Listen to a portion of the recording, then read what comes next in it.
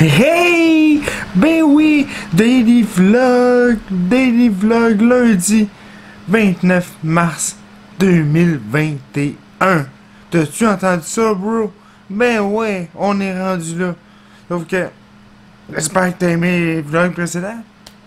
Par contre, aujourd'hui, le gros suspense de ma vie, c'est qu'est-ce que je vais daily vlogger. Pour elle, j'ai pas manqué d'inspiration aucune journée à date.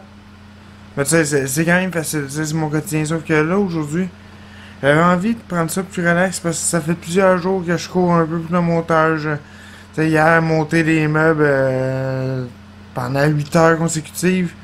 Tu sais, normalement, le dimanche, je me repose. Fait qu'aujourd'hui, je n'ai aucune idée de ce que je vais faire. Souhaitez-moi bonne chance. Ciao!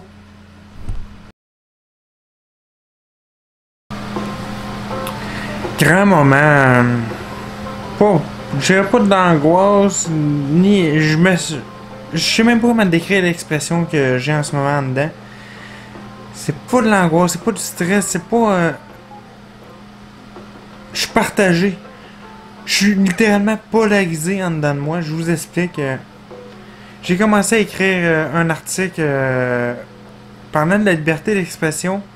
Sujet qui me tient à cœur si vous ne l'aviez pas remarqué. Pour ceux qui me suivent depuis un certain temps, c'est de quoi que je parle souvent. Normalement, c'est plus dans les podcasts que j'en parle. Puis là, je me suis décidé à écrire un article pour le journal de l'association. Où est-ce que je parle de liberté d'expression selon moi.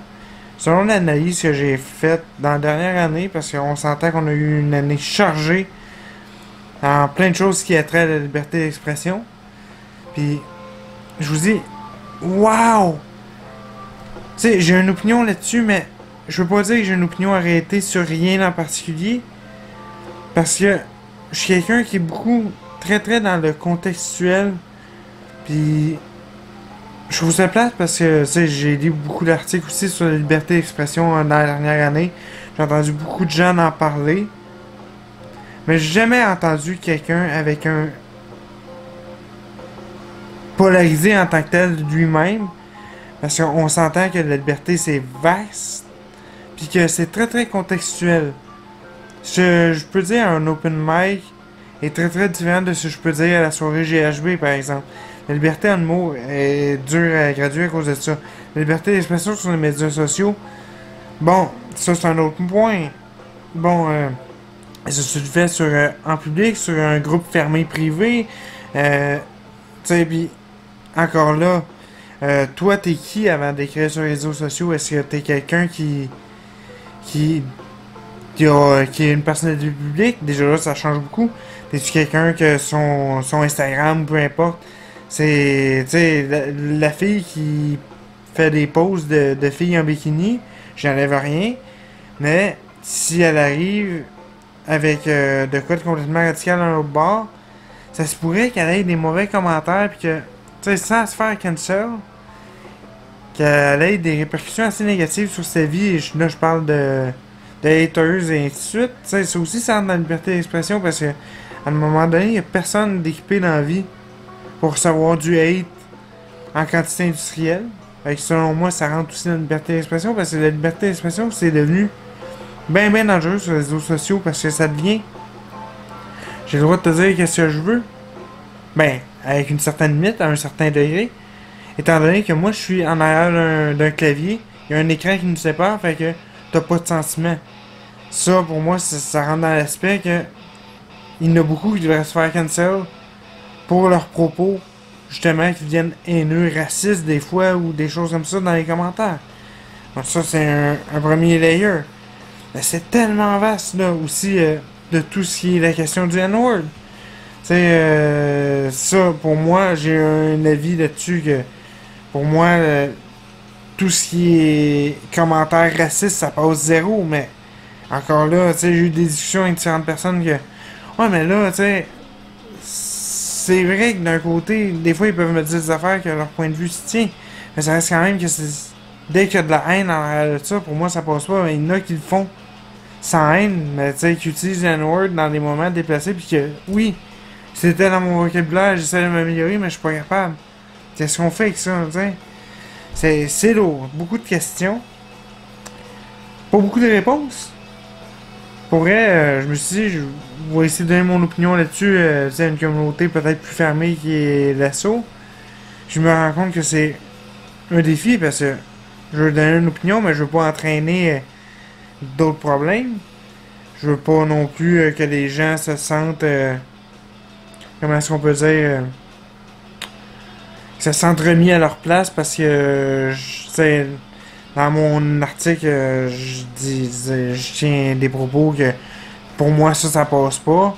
Ça devrait pas être considéré comme des libertés d'expression. Puis que les gens l'interprètent comme ok, il s'attaque à moi. C'est que en disant ça, j'ai tombé avec la réflexion de bon, mes propos, ça devient quoi? Quand on les dit d'un point de vue extérieur, quand on entend ma joke d'un autre point de vue, quand on écoute, mettons, un podcast ou même un vlog, avec un mindset différent que le mien au moment où je l'enregistre, puis que l'interprétation, c'est vaste. Beaucoup trop vaste, puis je me rends compte qu'il y a peut-être des gens que...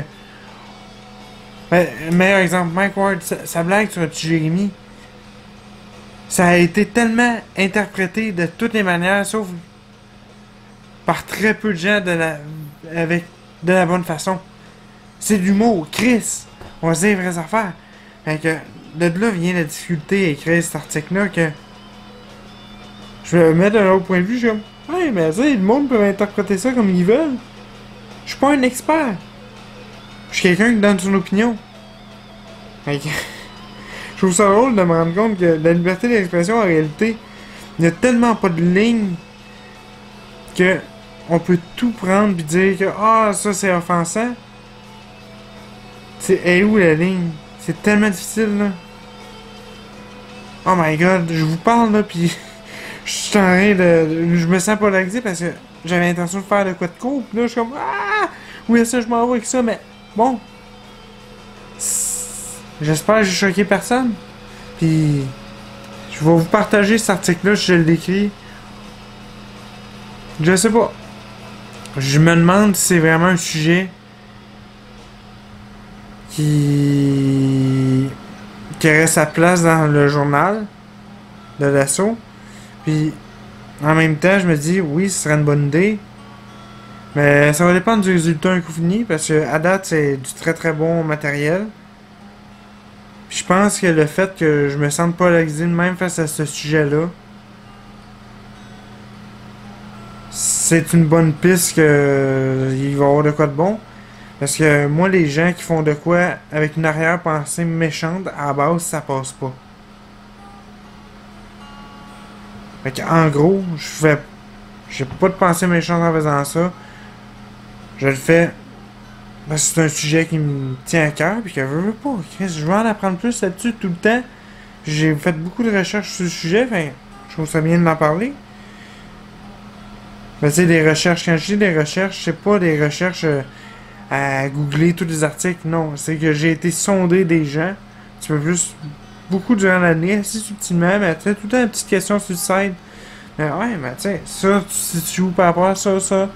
Fait que je trouve ça bien. Et je trouve que j'ai pas vu beaucoup d'articles avec ce angle de vue-là. Mais je vais attendre de le voir fini, puis encore là, je vais le faire aller à quelques personnes avant de le partager ou de le publier dans le journal. Restez à l'affût. Restez à l'affût. Je vous en redonne des nouvelles. À tantôt. Bon, résumé de ma journée. On essaie de faire ça rapidement. Elle a été longue. Je vais essayer de faire ça vite. Un matin, je me suis levé à 8h. Je vous ai fait une première intervention. Je vous ai dit ce qui était prévu. Je pensais pas faire grand chose aujourd'hui. J'étais brûlé. J'allais me recoucher jusqu'à midi. À 1h, je suis parti sur la route en me disant je vais m'acheter un paquet de cigarettes. Tu sais, ma maudite dépendance. Finalement, j'ai été prendre un café à l'assaut. Puis je suis resté collé là jusqu'à 4h. Ça jasait. Puis c'était le fun. Après ça, je suis revenu. J'ai écrit un premier jet pour l'article. J'ai écrit un article complet. Puis là, je me suis dit ok, ça j'ai rien que parler du premier sujet que je voulais parler, fait que je vais sûrement sortir ça en 3 ou 4 articles. Si je le fais, là, parce que là, c'est à savoir si ça s'adresse à la bonne audience. Selon moi, oui, parce que j'ai simplifié, mais c'est à vérifier. Ensuite, j'ai soupé sur le fly, un petit quesadilla. Ouais, DoorDash, je suis un bon ami dans ce temps-là. Après ça, je suis allé à SQDC. Puis là, pourquoi je fais l'intervention même si c'est 19h30? Parce que ça va fumer un peu, puis je me suis dit, ouais, je vais vous pogner pendant que je suis encore tête, je suis encore à mon affaire sur ça. À demain pour le dernier Daily Vlog. Yes!